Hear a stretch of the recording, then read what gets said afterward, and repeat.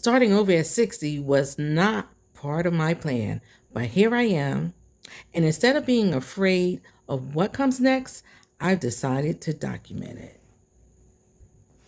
So, we're going to continue our conversation about finances. This is part 7. If you're fortunate enough to receive a pension, that monthly income can be part of your retirement plan. But pensions are not all the same. Some pensions offer a fixed monthly amount, others may be different payment options.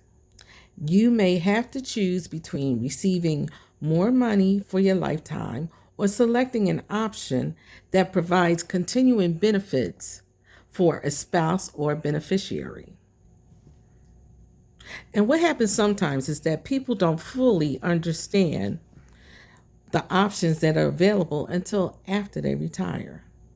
If you have a pension or expect to receive one, it is important to understand exactly what benefits you have. Like, find out how much will be the amount you'll receive each month. And will this amount be steady or will it increase? And does your pension offer survivor benefits? I know one of my pensions does. And what happens if you or your spouse dies? Well, I know mine is set up that when I pass away, my pension stops. I don't have a spouse, so I don't have to worry about that part. And also, are there health benefits connected to your pension? A lot of companies do offer extended health care once you retire. Another option you can opt out for is whether or not your payment will be taxed. And I know my pension, the taxes have already been taken care of. You have to remember these are all important questions that you should talk with your HR rep or your pension representative. And there's always that Social Security check. Social Security is another major source of income for millions of Americans after 60. You have to remember a lot of your jobs that you have out here in the workforce, they are actually contributing part of your paycheck into the Social Security account that is sponsored by the U.S. government, and you are entitled to those funds. But what a lot of people don't realize is the age that you decide to collect those Social Security benefits will determine how much you will receive each month. The longer you wait to collect your Social Security monies from the U.S. government will be and a larger payment amount monthly. Okay, so I I won't say it depends on your birth date, and you can always call the Social Security office or even go into an office to find out what your payment options are. Just remember that there is no right or wrong answer for each and everyone. Everyone's situation could be totally different. So please, like I said, ask those questions, make a list of questions that you need answered so that when you sit down with those representatives, you will have the proper questions to ask them.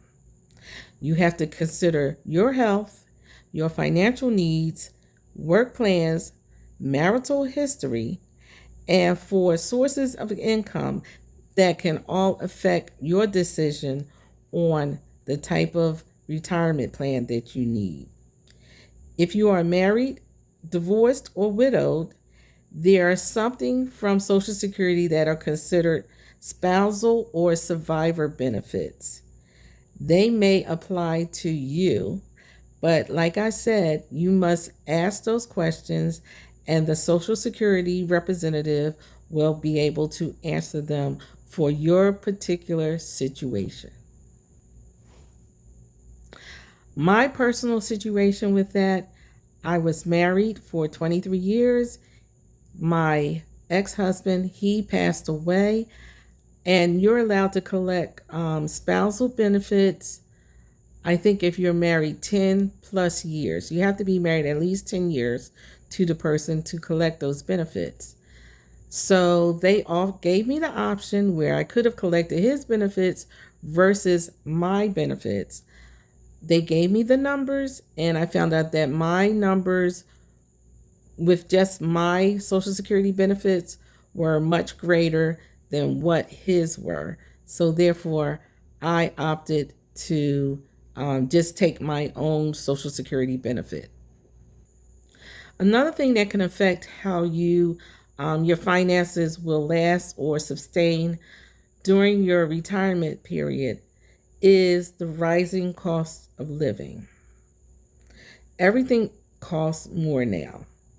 You got to look at the economy, and and the economy is going to increase over a certain period of time, but I've noticed this year in particular, prices have risen much faster and quicker than the normal time periods.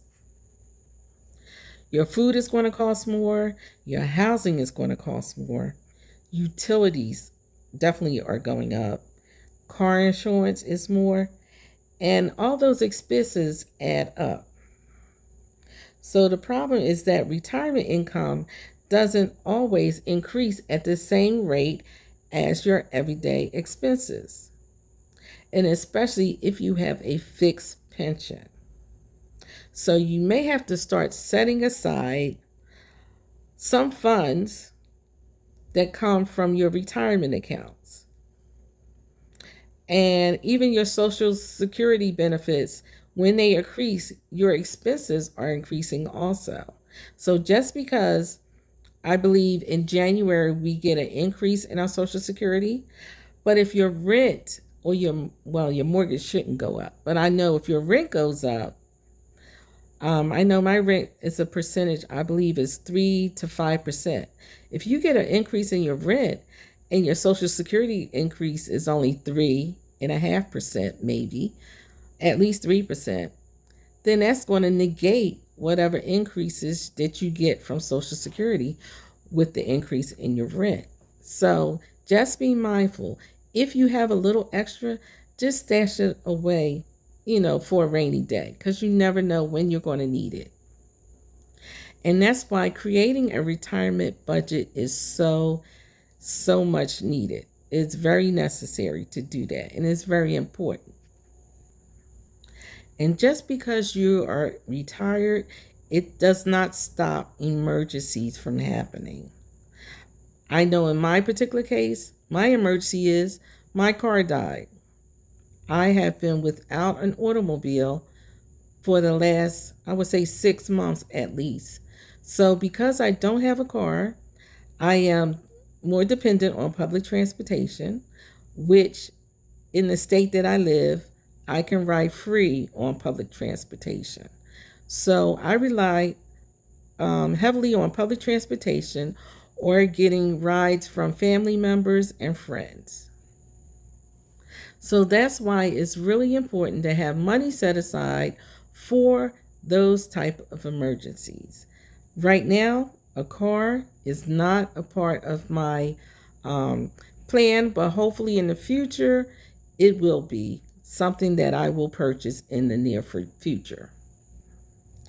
And be careful when you call yourself helping someone. Sometimes it's a difficult conversation, and I know family members, you love them to death, but you cannot give away your retirement security and then expect someone else to fix it later. Just keep that in mind. And that's why it may sound harsh, but it is the truth. So when you do things like this, make sure that you can pay your bills. That's why it's necessary to stay on a budget. So remember, earlier in my series, I said you have to learn that word no. That word no comes in handy during a situation like this.